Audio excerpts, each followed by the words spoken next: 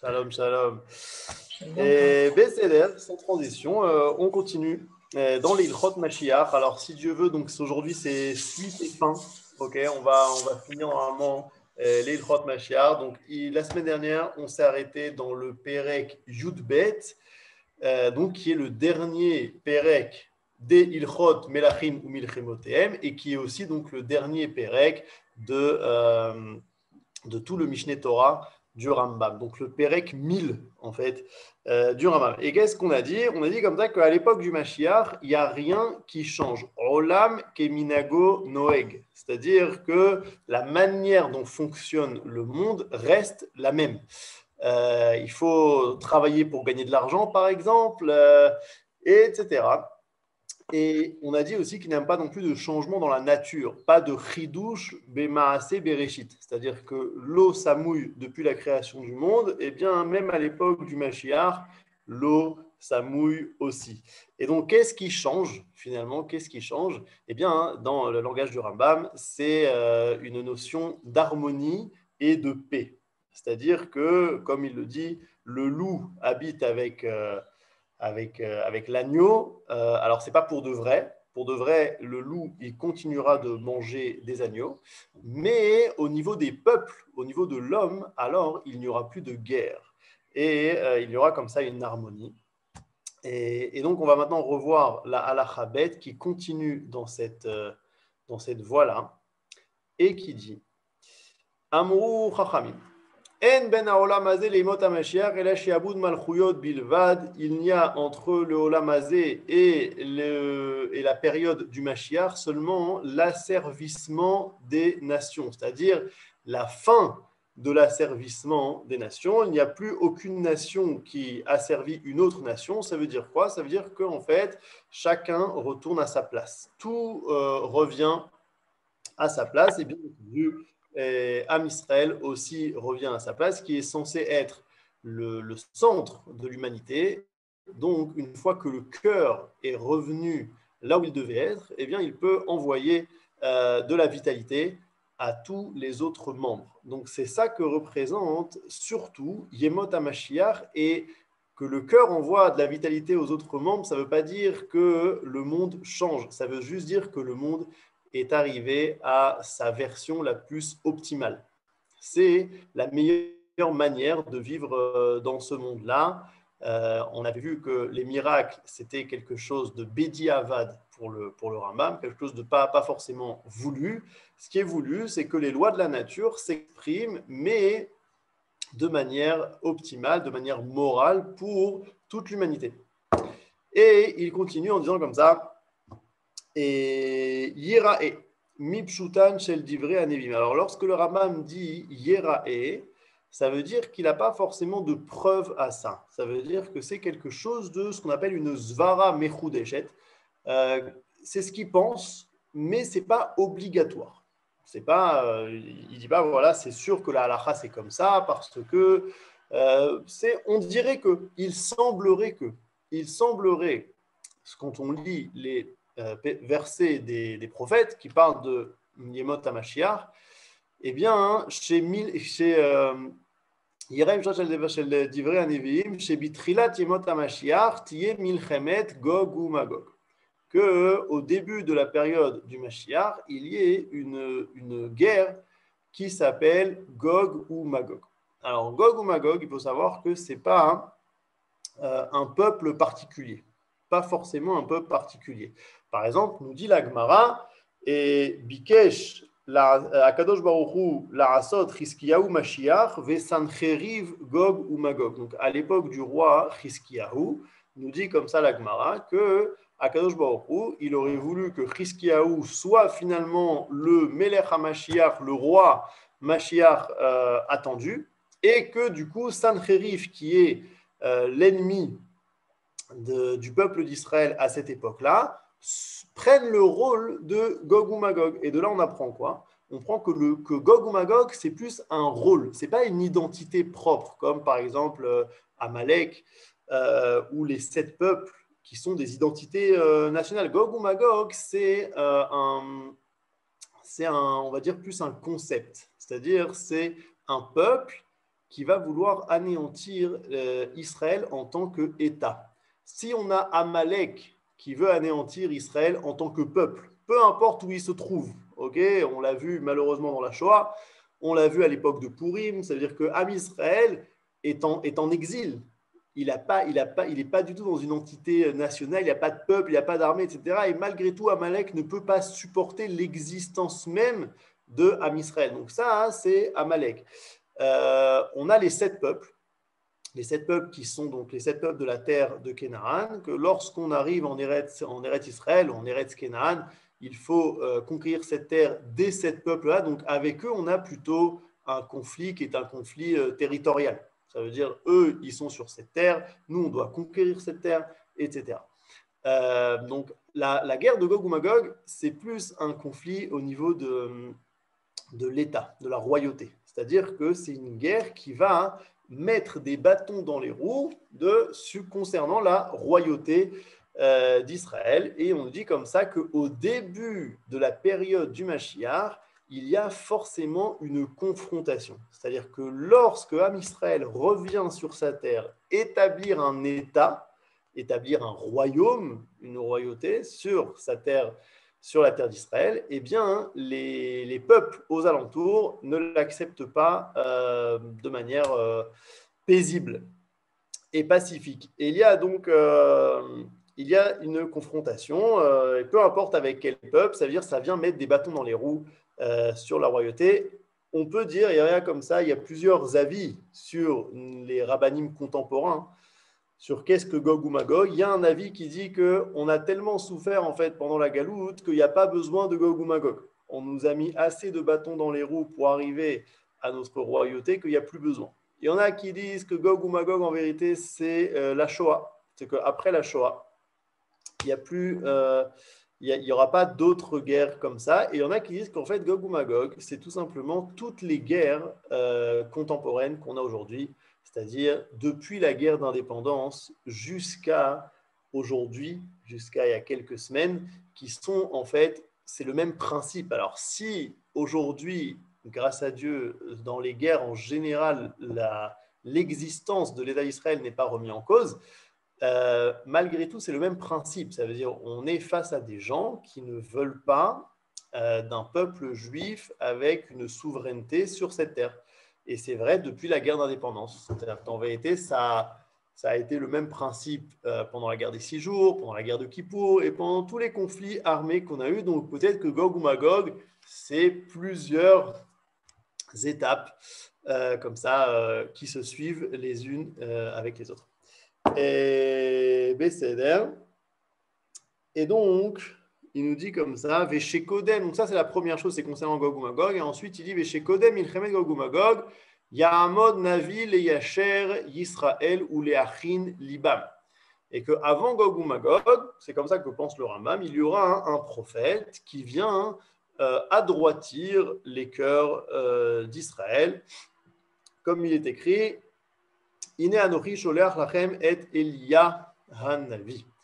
Ve'eno ba lo letame ataor velo letaer atame velo lifsol anashim shehem becheskat kashrut velo leachshir mi sheurzeku psulin ela lashuv elasum shalom baolam. C'est-à-dire que ce prophète-là, il ne vient pas faire de révolution concrète. Il ne vient pas changer des choses concrètement. Dire, voilà, toi, tu pensais que tu étais Cohen jusqu'à maintenant, en fait, que tu n'es pas Cohen. Toi, tu pensais que tu étais Lévi. Il commençait à organiser un petit peu le réel. Ce n'est pas ça qu'il vient faire. Mais qu'est-ce qu'il vient faire? Il vient léarzir Yisraël bitchouva. Il vient, en fait, ramener Israël à lui-même, à qui il est, à son identité. C'est dit de manière en allusion dans le nom même de Elia Navi. Elia ou Eliaou, ça veut dire vers Dieu. Okay, donc le rôle de Eliaou, de Elia Navi, c'est de ramener Am Israël vers Dieu, de ramener Am Israël à lui-même. Alors, encore une fois, est-ce que c'est une personne? Est-ce que ce sera une personne? Mais ça peut aussi être une période, on peut aussi aider à cela, c'est-à-dire que tout phénomène, toute personne qui œuvre dans le fait de ramener Israël vers son Dieu, en vérité, c'est une étincelle de Eliyahu Hanavi. Et donc, au moment comme ça, avant Gog ou Magog, pendant Gog ou Magog, après Gog ou Magog, pendant la période du Mashiach, pendant cette période de renouvellement, il y aura ce phénomène-là. Et chez Nehemar, dans Malachi, Veshiv levavot al banim, velev banim al avotam. Donc, c'est ça. C'est-à-dire que le rôle de Eliyahu Hanavi, ce qui va se passer au début de la période du Mashiach, c'est une tchouva. C'est qu'en fait, on aura un processus de tchouva, un processus de retour identitaire. Veyesh min hachachamim sheomrim shekodem biat hamashiach yavo Eliyahu. C'est-à-dire, est-ce qu'il vient avant Gog ou Magog ou est-ce qu'il vient avant le Mashiach? En gros, est-ce que Am Israël va d'abord faire Teshuvah et ensuite ils auront une royauté? Ou est-ce que Am Israël va d'abord avoir une royauté et ensuite vont faire Teshuvah? C'est pas complètement clair. C'est pas complètement clair. Et c'est ce qu'il dit dans la phrase d'après. Vechol elu adevarim vekayotze baen lo yeda adam er yiyu ad sheyiyu. Et toutes ces choses-là, on ne sait pas comment elles vont se passer jusqu'à ce qu'elles se passent. Et en gros, on a comme ça trois grosses étapes, trois gros travails peut-être. Donc il y a un travail qui s'appelle le travail d'Eliyahu Hanavi, c'est un retour vers Dieu, une teshuva, un retour identitaire. Il y a un travail qui est d'établir une royauté, ça c'est le Mashiach, donc ça comprend de ramener des exilés et de construire le Beth Amikdash. Et il y a un travail qui est de faire la guerre et qui est aussi le Beth Amikdash, qui est aussi appartient au Mashiach. Donc, mais en gros, toutes ces choses-là, comment est-ce qu'elles vont se passer, dans quel ordre elles vont se passer, par quel biais elles vont se passer, tout ça, on ne le sait pas. Et pourquoi? Il nous dit le Rambam, chez Devarim, c'est ici, chez Devarim stumin hen etzel hanevim, car ce sont des choses qui sont pas dévoilées chez les prophètes. Gam ha-chachamim, en lahem kabbalah bidvarim elu. Et les chachamim aussi n'ont pas de tradition, on n'a pas reçu. C'est-à-dire qu'il y a beaucoup de choses qu'on a reçues en Torah orale, depuis Moshe Rabbeinu, en passant par Yehoshua, etc. Et il y a des choses qu'on n'a pas reçues. Ça, comment les choses vont se passer? Eh bien, on n'a pas de kabbalah là-dessus. Et là, les filles psukim, c'est-à-dire tout ce qu'on a en fait, c'est les versets. Et donc, et concernant les versets, ou les fichach yesh lahem machloket bidvarim elu, parce que des versets, c'est quelque chose qui peut être compris et mefaresh, comme on dit, expliqué de différentes manières. Okay. Ve'al kol panim en sidur avayat adevarim elu velo digdukeyen ikar badat. Ça c'est très important. Donc malgré tout, et toutes ces choses-là ne sont pas quelque chose d'essentiel dans la religion. C'est-à-dire que même si on ne sait pas comment ça va se passer, ce n'est pas quelque chose de grave, ce n'est pas ce qu'on appelle un ikar. Un ikar, donc le Rambam ici utilise le même langage qu'il utilise dans ses 13 attributs de foi, okay, les shlosh esrei ikarim chez la Rambam, et c'est-à-dire les 13 principes qui font que tu es dans le judaïsme ou tu n'es pas dans le judaïsme. Eh bien, savoir exactement comment le Mashiach va venir, etc., ce n'est pas un ikar. Et c'est pour ça qu'il nous dit tout de suite après, Oulé olam, lo yitasek adam bedivre agadot. Et donc, un homme, il ne doit pas s'occuper comme ça de toutes les agadot, de tous les midrashim, de toutes les sources qui parlent du Mashiach, sachant qu'il y a énormément de sources qui parlent du Mashiach et que chacune parle de manière extrêmement allégorique. On ne sait pas exactement qu'est-ce qu'elle veut dire. Peut-être qu'il y en a même certaines qui peuvent se contredire. Et donc, on ne doit pas en fait passer notre temps à approfondir ces choses-là. Vélo yarir bemidrashot amurim benyan elu vekeotzebahem, donc ne pas passer trop de temps dans ces midrashim. Vélo yesimem ikar, ne pas les mettre comme quelque chose de principal dans son étude. Par exemple, un Bachur Yeshiva, il a 8-10 heures d'études par jour. C'est pas forcément là, sur ces sujets-là qu'il doit passer son temps. Pourquoi? Chez En Mevi'in, lo l'idée ira, vélo l'idée ava. En vérité, ça vient remplir un certain, on pourrait dire un certain yetzer de curiosité, c'est-à-dire tout ce qui concerne comme ça un futur un petit peu fantastique, un petit peu inconnu, intéressant, etc. Ça nous intéresse, mais ce n'est pas un intérêt qui est forcément sain. Ça veut dire que ce n'est pas un intérêt qui vient de ce qu'on appelle de Avodat Hashem. C'est-à-dire que ça ne va pas forcément te rapporter plus de crainte du ciel, plus d'amour du ciel, qui sont les deux trésors, les deux bijoux qu'on doit travailler toute notre vie. Et donc, c'est quelque chose qui va finalement être de l'ordre de la avodat atzmo. C'est quelqu'un qui va se satisfaire sa propre curiosité. En tout cas, si c'est fait de cette manière-là, maintenant, bien sûr, si quelqu'un, lui, il se dit, il faut absolument que je sache un peu plus comment les choses doivent ou peuvent se passer au niveau du Mashiach pour pouvoir aider à amener le Mashiach. Alors, ça, d'accord, très bien. Mais le problème, c'est qu'on est très limité là-dedans. Ça veut dire qu'on va savoir seulement, c'est un petit peu ce qu'on fait maintenant, nous. Ça veut dire d'essayer de connaître les choses en gros et donc d'essayer d'amener, d'aider les processus, mais en gros, et pas forcément dans les détails.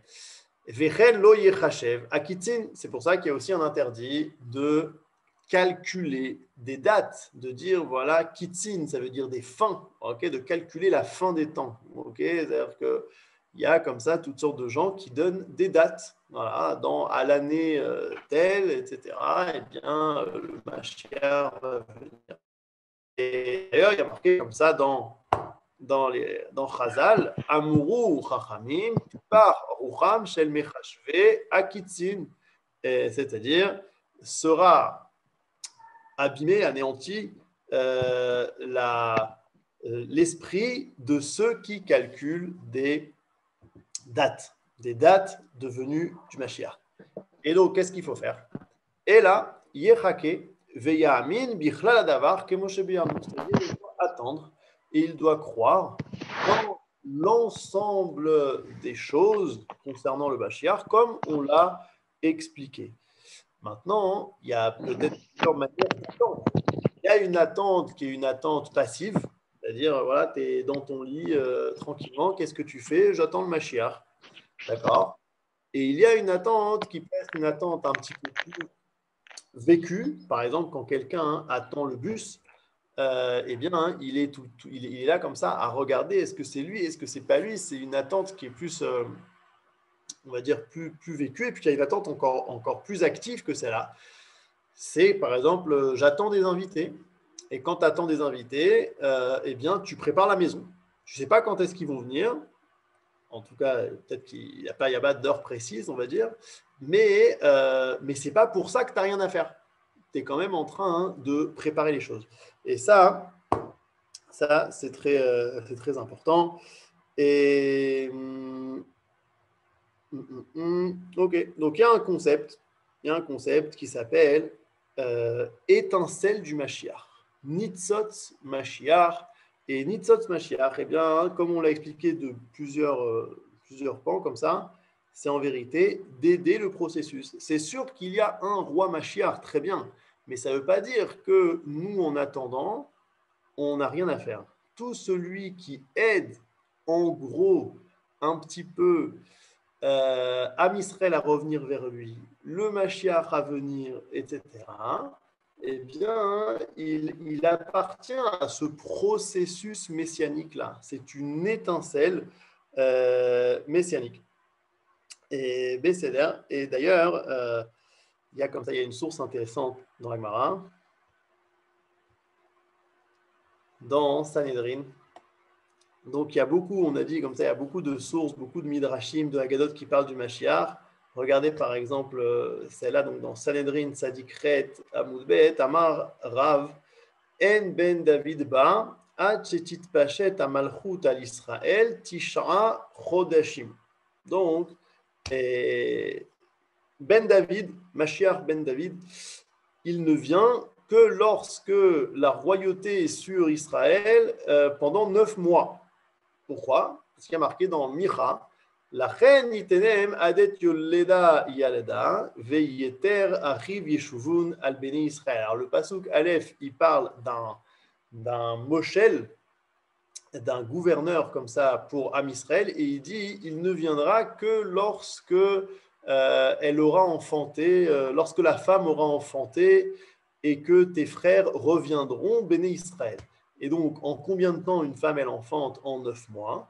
Et donc, on nous dit, voilà, le Mashiach, il vient après 9 mois où on a une royauté étrangère à Israël.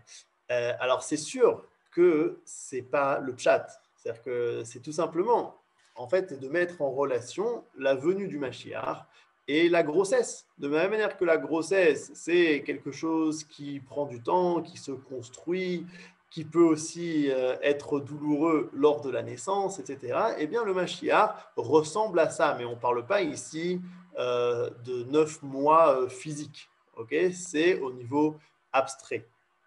Et dans la suite de la... C'est de là que s'inspire le christianisme? C'est très possible, ouais. C'est très possible.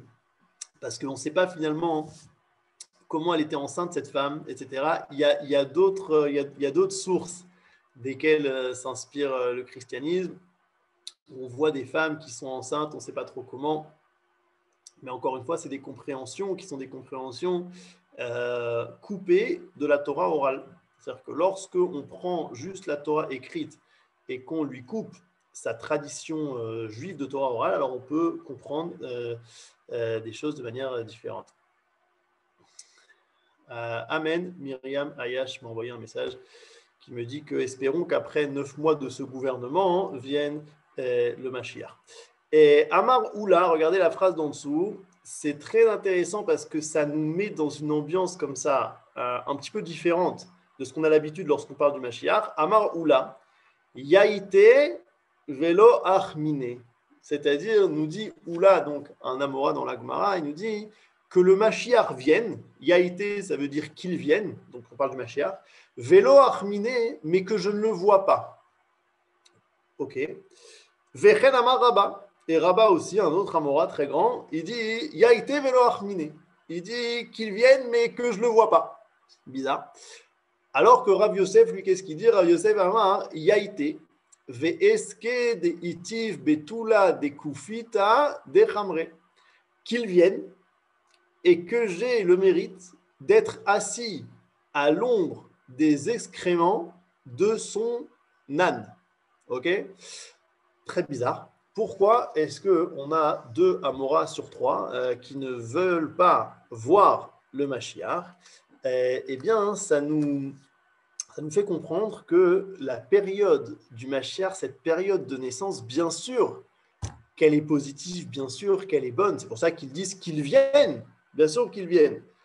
Mais je ne sais pas si j'ai forcément envie de vivre cette période-là. Ah, pourquoi tu n'aurais pas envie de vivre cette période-là? Alors, la Gemara le développe dans la suite, mais on peut se dire simplement parce que c'est une période difficile. C'est une période de grand chamboulement à tous les niveaux, au niveau de tous les systèmes politiques, au niveau des guerres, des confrontations, etc., etc. Donc, il y a beaucoup de chamboulements, même si ça reste des chamboulements de l'ordre du Olam Hazé. On a dit, il n'y a pas de miracle, il n'y a pas de mer qui s'ouvre, il n'y a pas de plaies qui viennent du ciel, etc.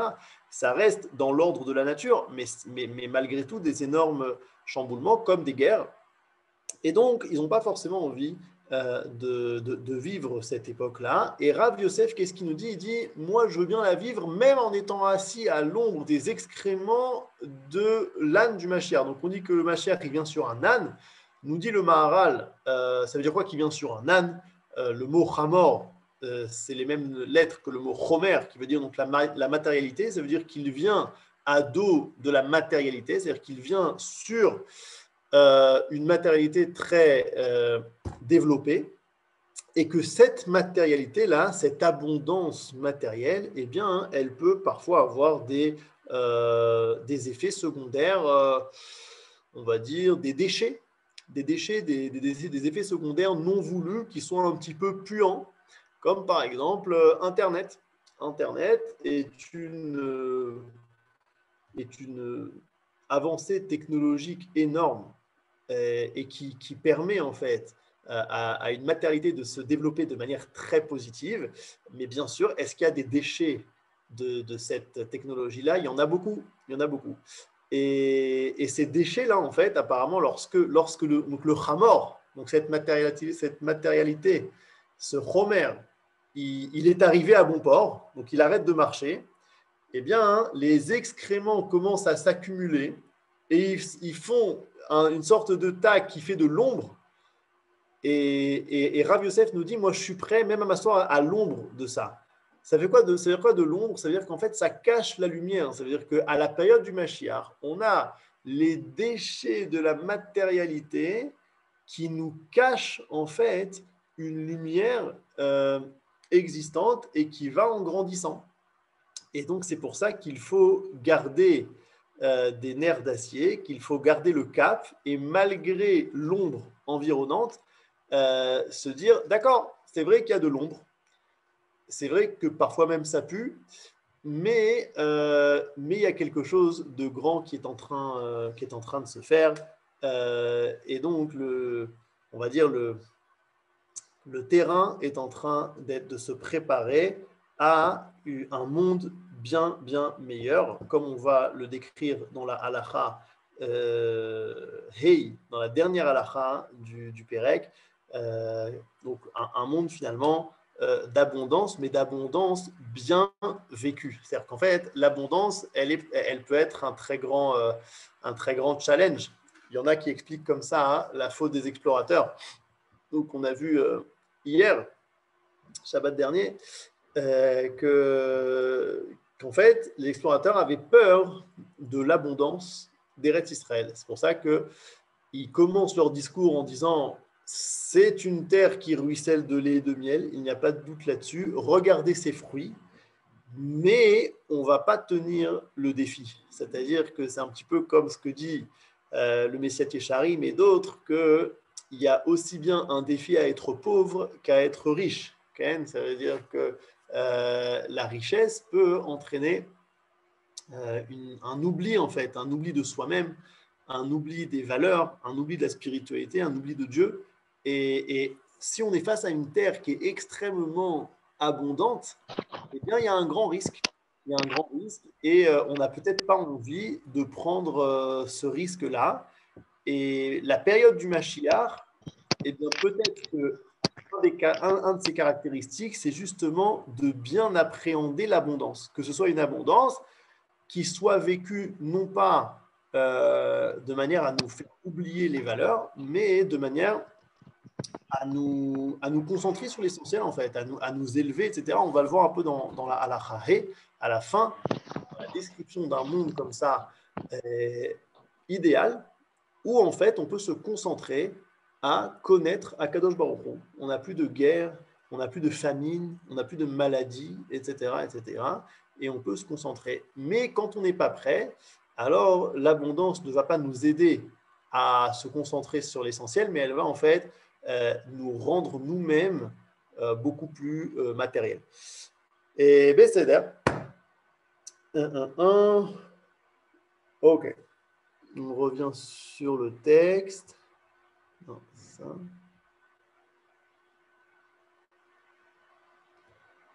Ok, donc on a déjà vu où le Olam.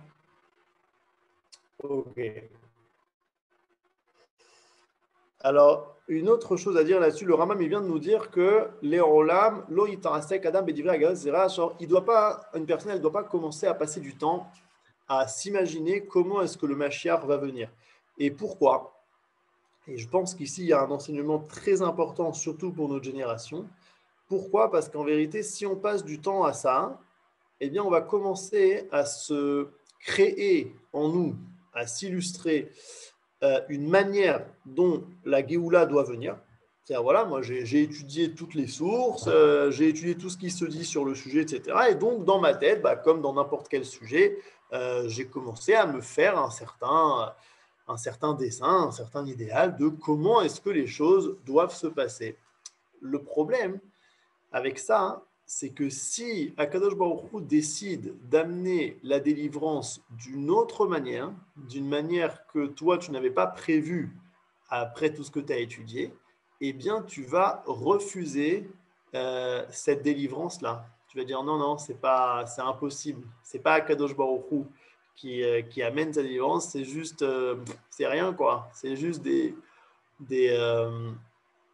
des étapes historiques, mais qui ne représentent absolument rien. Ça s'est passé à l'époque du deuxième temple, par exemple, où nous dit comme ça, regardez cette source, et la Gemara dans 1 dans Megillah,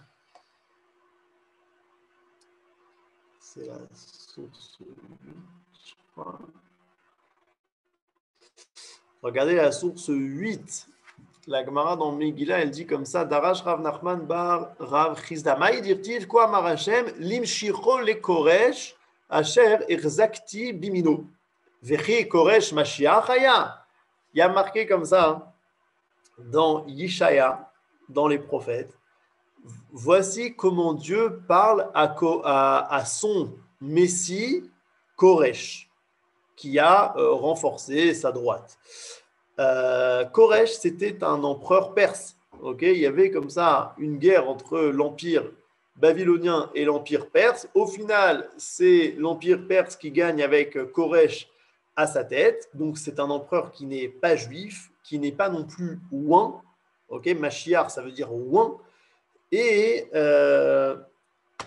on a l'impression que le Passouk l'appelle Mashiach Hashem. Et donc, la Gemara demande, mais attends, Koresh, est-ce qu'il était Mashiach? Répond la Gemara. Et là, Marle Akadosh Baruch Hu la Mashiach, Kovel ani lecha al Koresh, ani amarti u yivne beiti veikabez galuyot, veu amar mi bachem mikol amo vayal. La Gemara, elle répond comme ça qu'en fait, il faut mettre une virgule dans le pasuk. C'est-à-dire, Ko amar Hashem, virgule, non, pardon, Ko amar Hashem limshicho, virgule, les Koresh Hashem erzakti bimino. C'est en fait, dans le pshat du pasuk, on a l'impression que Hashem parle directement de Koresh comme de son Mashiach, et qu'en fait, non, il parle à son Mashiach. Ko amar Hashem limshicho, c'est comme si Hashem parlait à son Mashiach, et il lui disait, regarde Koresh, j'ai voulu le Kovel ani lecha al Koresh, je me plains à toi sur Koresh, ani amarti ou yivne beiti vekabet gelod, je voulais que ce soit lui qui construise le temple et qui ramène les exilés. Et donc là, on voit quoi? Que même s'il n'est pas juif, que même s'il n'est pas ouin, eh bien, il peut faire une partie du travail du Mashiach. Donc, ça veut dire que le Mashiach peut venir par toutes sortes de moyens que nous, on n'a pas forcément prévus, peut-être même qu'on n'a pas forcément voulu. Et il faut en fait garder dans sa tête cette souplesse-là, une sorte d'élasticité que la délivrance d'Israël peut venir par toutes sortes de moyens, même pas prévus. Et ça s'est passé en fait par la suite. C'est-à-dire que Koresh a dit, voilà, vous pouvez revenir en Eretz Israël. Donc on est à la fin, après la destruction du premier temple, Koresh nous permet de revenir en Eretz Israël. Et on voit que très peu de Juifs reviennent. La majorité des Juifs, la majorité des Talmidei Chachamim, des Rabbanim, des Yeshivot, des nobles, etc., restent en fait en galoute. Pourquoi? Alors qu'on parle de gens qui sont des gens religieux, on parle de gens qui sont des gens croyants. Si tu leur demandes à tous ces gens-là, vous voulez la venue du Mashiach? Ils te disent oui, on veut la venue du Mashiach. Vous croyez dans la venue du Mashiach? Ouais, bien sûr qu'on croit dans la venue du Mashiach. Alors pourquoi? Parce que lui, c'est pas Mashiach. Parce que c'est pas ça, Mashiach. C'est pas ça qu'on avait dans la tête. Mais qu'est-ce que vous aviez dans la tête? Et en fait, peu importe ce qu'ils avaient dans la tête, c'est quelque chose qui n'était pas forcément fondé. Et Dieu avait décidé de passer autrement. Et donc, en fait, c'est très important de rester souple par rapport à ça. Et bien entendu, vous l'avez compris, qu'à notre époque aussi, on vit quelque chose qui ressemble beaucoup, c'est-à-dire le fait que l'État d'Israël a été construit d'une manière qui n'était pas la manière religieuse voulue forcément, ça crée toutes sortes de complications. On n'est pas sûr. Est-ce que c'est la délivrance? Est-ce que c'est pas la délivrance? Et pourquoi est-ce que Dieu passe comme ça, etc. Bon, bien sûr, on a le Rav Kook qui a été envoyé dans cette époque-là pour nous expliquer justement que c'est la délivrance et comment est-ce qu'on peut et pourquoi aussi, pourquoi est-ce que ça se passe de cette manière, d'une certaine, ce qu'on peut comprendre en tout cas, et comment est-ce qu'on peut aider à ça, comment est-ce qu'on peut aider à ça, etc. Mais en tout cas, c'est très important de savoir que il faut rester ouvert, comme il dit ici le Rambam, qu'il ne faut pas passer son temps, Léolam, Loïtasek Adam et Agadot, et ne pas passer trop de temps à se construire ça, et ne pas non plus calculer des dates, parce que au final, et là, il faut croire dans les choses en gros. Ça veut dire qu'en gros, les exilés doivent revenir sur leur terre. En gros, il va y avoir une souveraineté.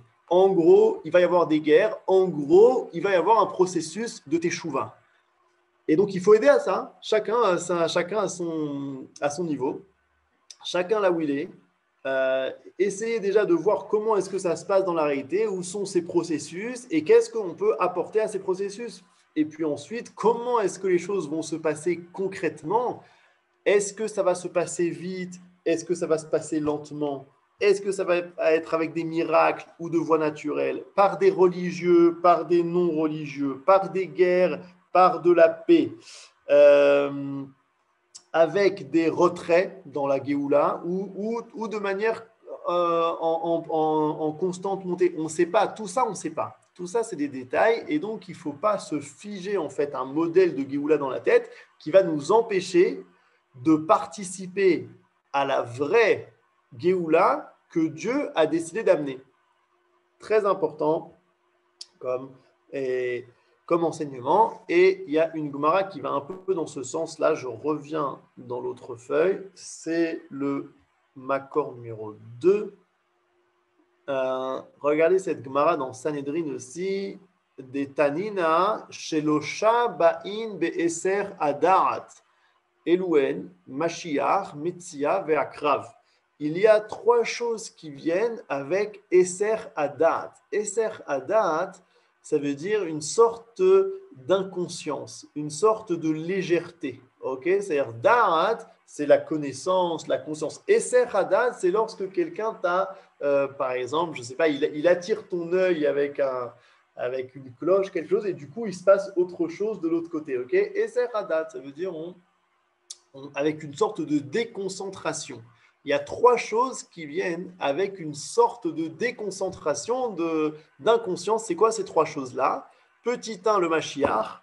Petit 2, le fait de trouver quelque chose dans la rue. C'est-à-dire, toi, tu marches dans la rue et tu vois un billet de 200 shekels. Très bien. Et petit 3, le fait de se faire piquer par un scorpion. Quel rapport entre les 3 nous explique le Maharsha? Qu'en vérité, on parle d'une seule chose ici. On parle du Mashiach. Seulement, le Mashiach, il peut venir de 2 manières différentes. Soit, de toute façon, il vient avec une certaine déconcentration, une certaine inconscience, parce que Dieu a prévu d'amener les choses à sa manière à lui, et ce n'est pas notre manière à nous. Et donc, en fait, peu importe ce que toi, tu t'es dit dans ta tête, ce que tu as calculé, ouais, ça va se passer comme ça va être comme ça, en vérité, tu vas être surpris. Ça va devenir comme ça de manière complètement surprenante et non prévue. Comme quoi? Comme 2 choses. Comme une trouvaille, c'est-à-dire que toi, tu marches dans la rue pour aller au travail, donc tous les matins, donc c'est-à-dire que ton but ici, c'est tout simplement d'aller au travail, et hop, devant toi, tu vois un billet de 200 shekels. Ce n'était pas du tout prévu, c'est quelque chose de surprenant et quelque chose de messaméar, de sympathique, de joyeux. Ça te rend heureux. Ça, c'est une possibilité de la venue du Mashiach. Ça veut dire c'est d'une certaine manière surprenant, mais surprenant sympa. Et tu as un autre surprenant, c'est un surprenant pas sympa, c'est toi, tu es en train de faire un tioul, une promenade, etc., une randonnée, et puis tu marches, et d'un coup, tu sens une grande douleur à ton pied, et en fait, il y a ici un scorpion qui est en train de te piquer. C'est pas du tout prévu, et ça fait mal. D'accord? Et donc, ça peut être comme ça aussi le Mashiach. Ça veut dire qu'apparemment, on parle de personnes. Est-ce qu'on est prêt au Mashiach? Est-ce qu'on l'attend? Et dans ce cas, ça va être surprenant, mais on est très content. Ou est-ce qu'on ne l'attend pas? Et dans ce cas, ça va être surprenant, mais surprenant douloureux. Donc, ça, c'est voilà, c'est dans le même esprit, en fait, dans l'esprit qu'il ne faut pas passer du temps à essayer de connaître les détails et les dates, mais à s'associer aux choses en général, dans l'absolu. Alaha, Gimel.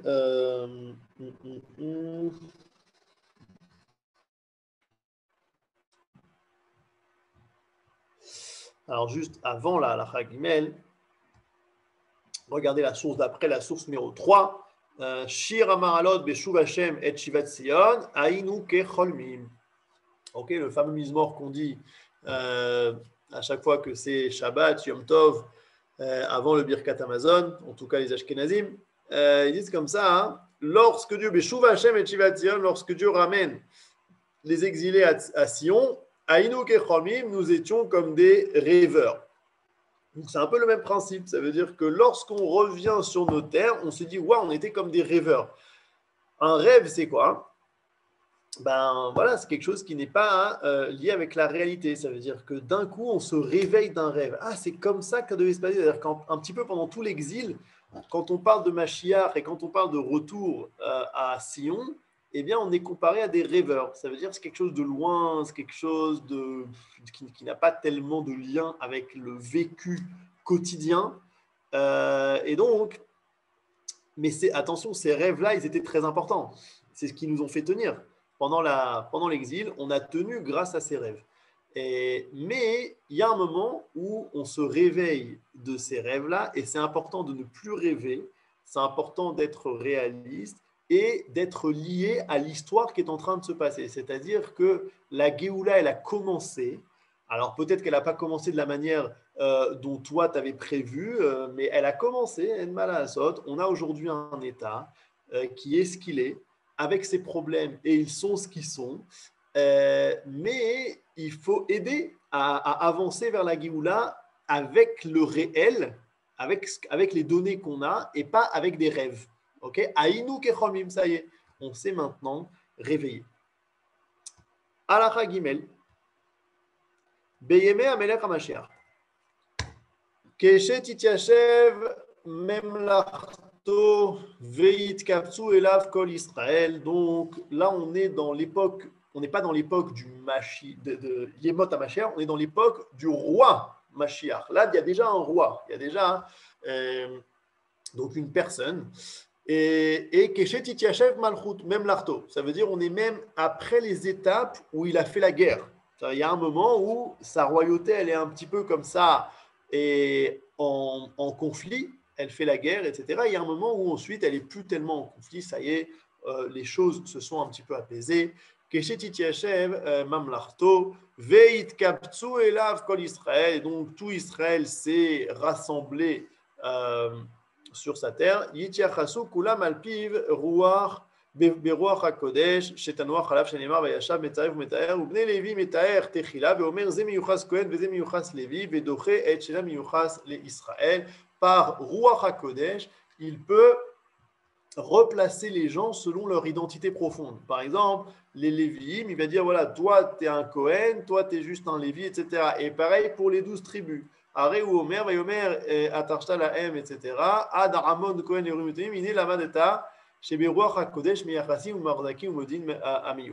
c'est par le Ruach HaKodesh seulement qu'on peut rappeler à quelqu'un son identité, son yichus, ve'eno meyaches et Yisrael, et là les Jvatim, chez Modia, chez Zemishevet Ploni, mais Zemishevet Ploni. Ça veut dire, il dit à tel juif, toi tu viens de telle tribu et toi tu viens de telle tribu. C'est encore le même principe que si on va dire que Shiabud Malchuyot, ça veut dire que tout revient à sa place au niveau mondial, global. Eh bien, même dans des résolutions un petit peu plus petites, c'est-à-dire dans Am Israël lui-même, alors là aussi les choses reviennent à sa place, chacun revient dans sa tribu. Aval eino omer al she'en becheskat kashrut ze mamzer veze eved she'adin ou she mishpacha she nitmea. Par contre, le Mashiach en question ne va pas dire à quelqu'un qui a ce qu'on appelle une cheskat kashrut, c'est-à-dire qui est a priori considéré comme un juif kasher, etc., que en fait, non, en fait, il n'est pas vraiment juif, en fait, il a tel problème, etc. Là-dessus, il ne va pas le dire. Pourquoi? Parce qu'il y a un klal dans la halacha, chez Hadinu, chez Mishpacha, chez Nitmea. Nitmea, ça veut dire une famille qui a été absorbée, assimilée, dans le bon sens du terme, dans le Ham, eh bien, on ne remet pas en cause son identité juive. Donc ça, c'est, on va dire, une halakha un petit peu plus technique pour nous dire aussi le même principe que les choses reviennent à leur place. Et Besséder, halakha dalet. Lo nitavu chachamim ve'anevim yemot hamashiach. לא כדי שישלטו על כל העולם, ולא כדי שירדו בעקום, ולא כדי שינשאו אותם העמים, ולא כדי לאכול ולשתות ולשמוח, אלא כדי שיהיו פנויים בתורה וחוכמתה, ולא יהיה להם נוגס ומבטל, כדי שיזכו לחיי העולם הבא, כמו שבאנו בהלכות תשובה.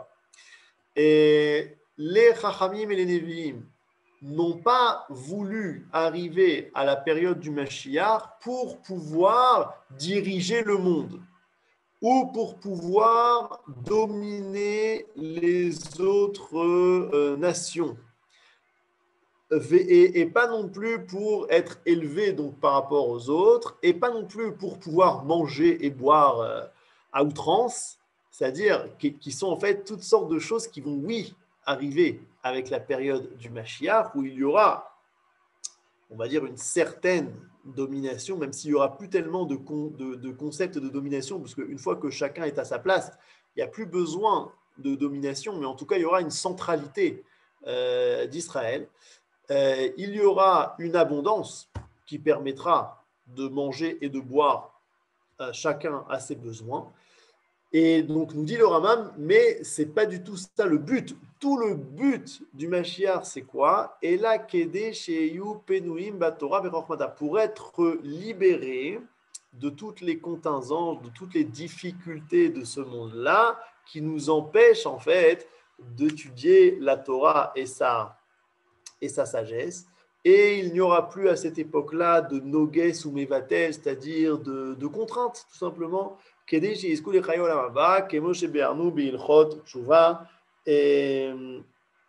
donc, en fait, chacun s'est finalement ramené le lien entre le Créateur et la création, qu'on puisse connaître Dieu sans avoir de bâton dans les roues. On a une situation idéale pour connaître notre Créateur, et le lien entre le Créateur et la création est beaucoup, beaucoup plus fort, beaucoup plus évident qu'il ne l'est aujourd'hui.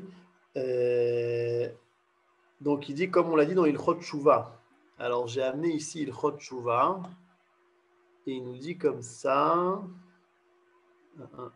Ilchot Tshuva Perek Tet. Regardez ici, chez Bisman, chez Adam Tarut Baolam Hazeh, Becholi ou Bemilchama ou Reavon, Eno Mitarasek, Lo Bechorma, Velo Mitzvot, Shebaen, Zochrin, Echayolaba.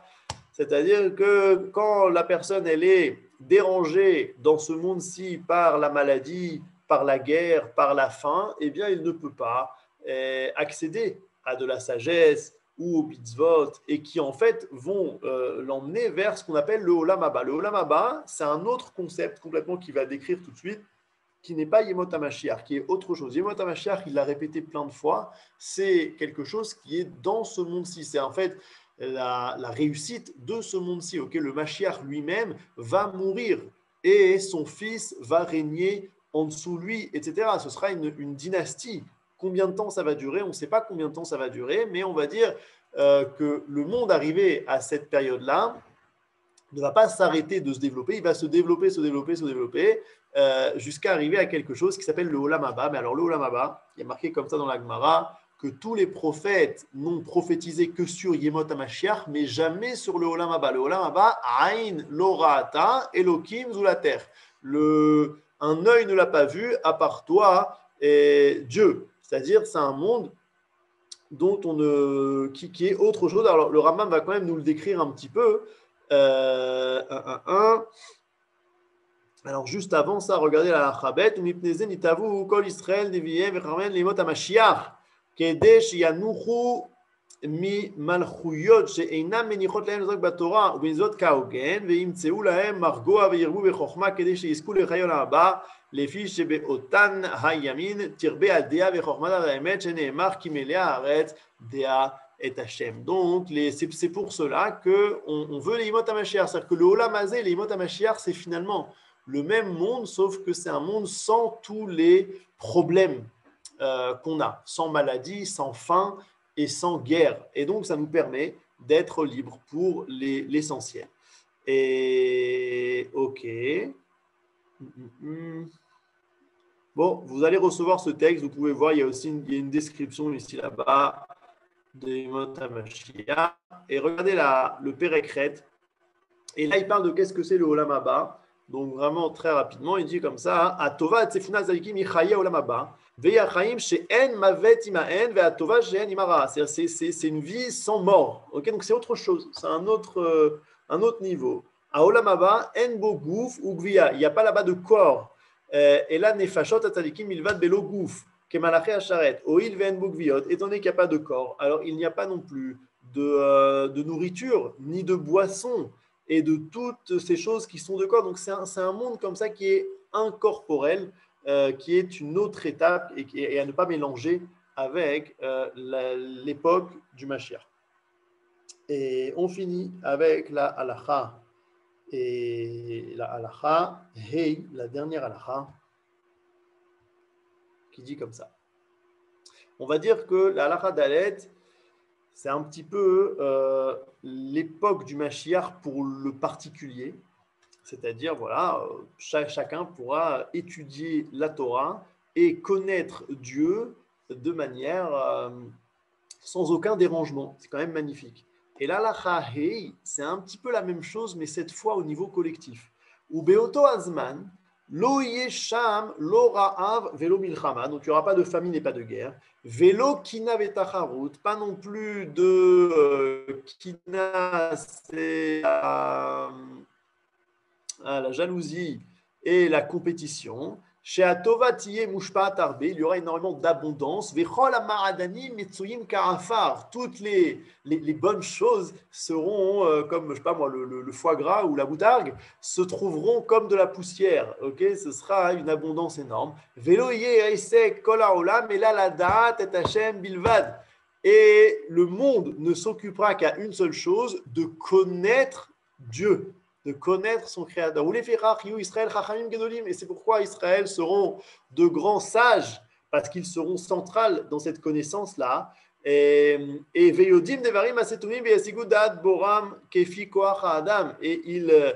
ils comprendront des choses cachées et connaîtront leur Créateur, chacun selon sa capacité. C'est-à-dire on connaîtra la terre, le monde, l'univers, donc toute personne dans le monde, tout le monde entier en tout cas, Une seconde, connaîtra. Vous voulez dire les nations? Comment? Vous voulez dire les nations? Les nations, absolument. Toutes les nations du monde qui meleha haaretz. la terre entière sera remplie de connaissances de Dieu, Kemaim Layam Mechasim. De la même manière que l'eau de la mer, elle recouvre la terre qui est en dessous la mer, eh bien, la connaissance de Dieu recouvrira toute la terre. C'est ça, c'est avec ça que finit le Rambam son œuvre. Donc, qui nous ouvre en fait la porte vers Yemot HaMashiach au niveau du klal. Je vois qu'il y a des questions. J'aimerais tout le texte du Rambam que j'aurais imprimé. Absolument, on vous l'envoie. Et on finit juste 5 minutes. Le Makor 4.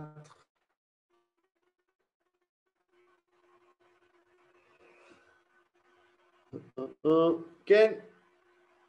Il y a un Makor quand même qui est intéressant à connaître à notre époque, qui est dans Sanhedrin, Tzadikret, la source numéro 4, Ve'amar Rabbi Abba, En lechaketz megule mize shenemar ve'atem ari Yisrael anpeichem tittenu breichem tissu le'ami Yisrael ki keravu lavo. Tu n'as pas de fin plus dévoilée que ça, que Eret Israël qui donne ses fruits Be'ain Yafa.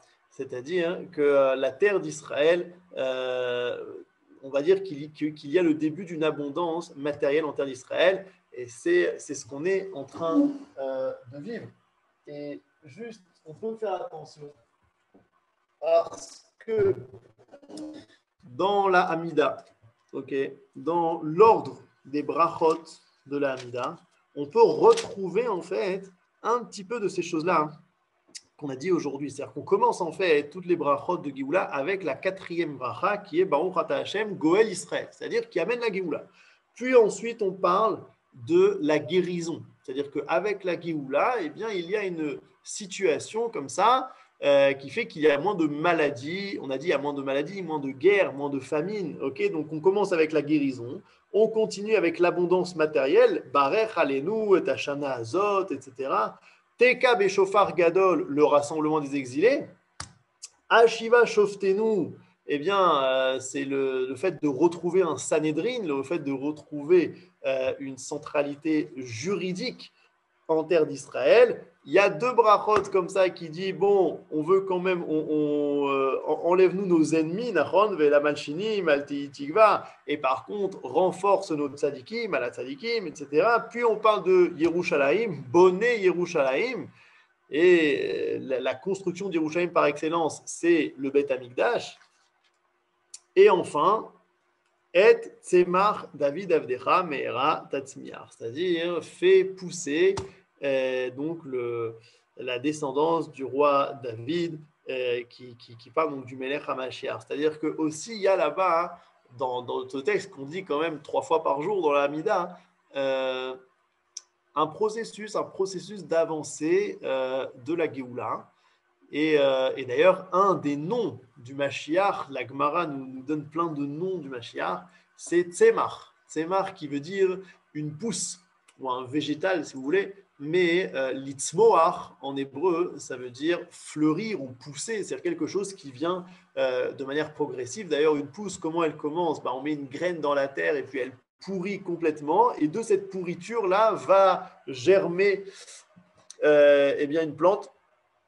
Et donc, c'est comparé à la venue du Mashiach. Alors, il y a encore plein de choses à dire sur le Mashiach. Il y a encore énormément de sources qui parlent de ça et qu'il faudrait organiser, etc. Mais en tout cas, on a déjà vu ce que la Shita du Rambam. On a vu donc ces deux chapitres-là qui nous expliquent, qui sont, je pense, très, très, très essentiels dans toute cette question-là de qu'est-ce que le Mashiach, qu'est-ce que la période du Mashiach, qu'est-ce qu'on doit attendre là-bas, qu'est-ce qu'on ne doit pas attendre là-bas et comment ça nous parle aujourd'hui. Donc voilà, c'est sûr qu'il y a encore beaucoup de choses à dire, beaucoup de sources à voir, mais on a déjà fait un travail essentiel, Baruch Hashem, et donc la semaine prochaine, eh bien, on fera encore un autre petit sujet. On verra quoi. Je vous souhaite Shavua Tov. תודה רבה. תודה רבה. תודה רב. Merci beaucoup.